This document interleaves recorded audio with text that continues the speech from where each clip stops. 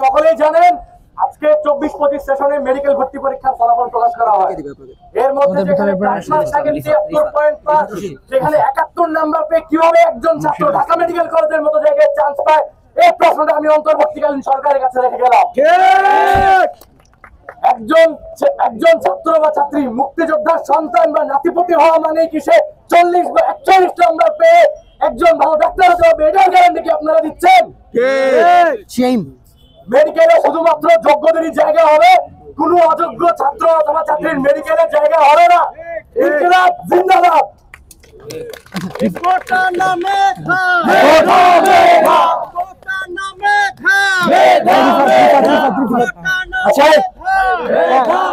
এখন আপনাদের সামনে বক্তব্য রাখবেন ঢাকা বিশ্ববিদ্যালয়ের শিক্ষার্থী রিফাত রশিদ।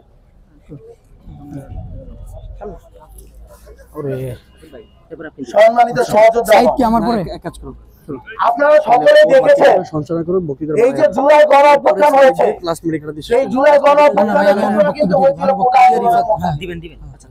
এই কোটা আন্দোলন কিন্তু বাংলাদেশের ভিতরে হয়েছে, এটা কিন্তু কোনো গায়েবী আন্দোলন ছিল না। দীর্ঘদিন ধরে কোটার নাম করে সারা বাংলাদেশে যেভাবে ফ্যাসিবাদ কায়েম করা হয়েছে, পরিবারতন্ত্র কায়েম করা হয়েছে, তার বিরুদ্ধে হয়েছিল এই আন্দোলন। এই যে বাংলাদেশ, এই বাংলাদেশের কোটার পরিবারতন্ত্রের সব থেকে বড় যে উদাহরণ সেইটা ছিল শেখ হাসিনা। আমরা দেখতে পেয়েছিলাম খুনি স্বৈরাচার শেখ মুজিবের পতনের পরে আবার আওয়ামী লীগের হাল ধরতে কোটায় সেই শেখ হাসিনাকে কিন্তু আওয়ামী লীগ নিয়ে এসেছে এবং বাংলাদেশে যে মুজিববাদী স্বৈরাচারের বীজ আবারও তারা বপন করেছিল। আমরা বলতে চাই কোটার সমস্যা শুধুমাত্র চাকরিতে নয়, শুধুমাত্র ভর্তি পরীক্ষাতে নয়, বাংলাদেশের রন্ধ্রে রন্ধ্রে কোটা রয়েছে।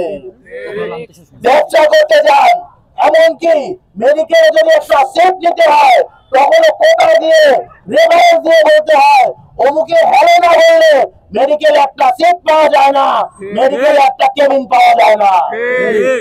এই যে কোটা আন্দোলন হয়েছে, এই যে ঢাকা বিশ্ববিদ্যালয়, এই চানকারপুর মোড়, এই শাহবাগ, এই সায়েন্স ল্যাব, সারা বাংলাদেশ থেকে অগণিত আহতরা শহীদেরা চিকিৎসা নিয়েছিল এই ঢাকা মেডিকেলে।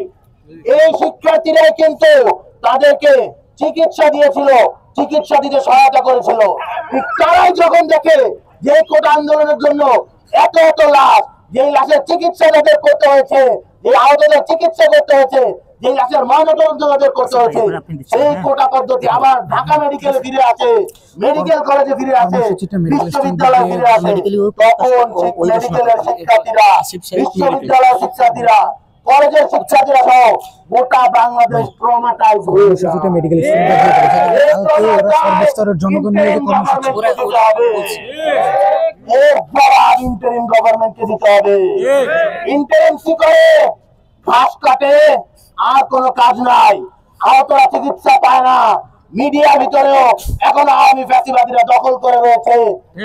মেডিকেলে আমরা দেখতে পাই একটা সিটের জন্য আমাদের ভাইরা দৌড়াচ্ছে, আহতরা এখনো গুলি লেগে আছে, তাদের এখনো ঠিকঠাক চিকিৎসা হচ্ছে না। ফাউন্ডেশন এখন পর্যন্ত টাকা দিতে পারে নাই, কারণ দেখা যায় জুআইসিটি ফাউন্ডেশন ফাইল এসে করলে সেইটা স্বাস্থ্য মন্ত্রণালয়ে আটকে ফেলে। স্বাস্থ্য মন্ত্রণালয়ের এখনো সেই আদিম যুগে পড়ে থাকার ফলে কোনো কিছুই কাজ করতে পারে না। সচিবালয় এখনো আওয়ামী ফ্যাসিবাদের দোষর হিসেবে কাজ করছে এবং সেই সিন্ডিকেট ভাঙতে হবে অবশ্যই। আমরা বলতে চাই কোটা নিপাত যাক, অবিলম্বে এই যে মেডিকেল কলেজের রেজাল্ট এসেছে সেটা বাতিল করে নতুন রেজাল্ট দিতে হবে এবং সেই রেজাল্টে শুধুমাত্র মেধাকে একমাত্র কন্ডিশন হিসেবে রাখতে হবে। ইনকিলাব জিন্দাবাদ।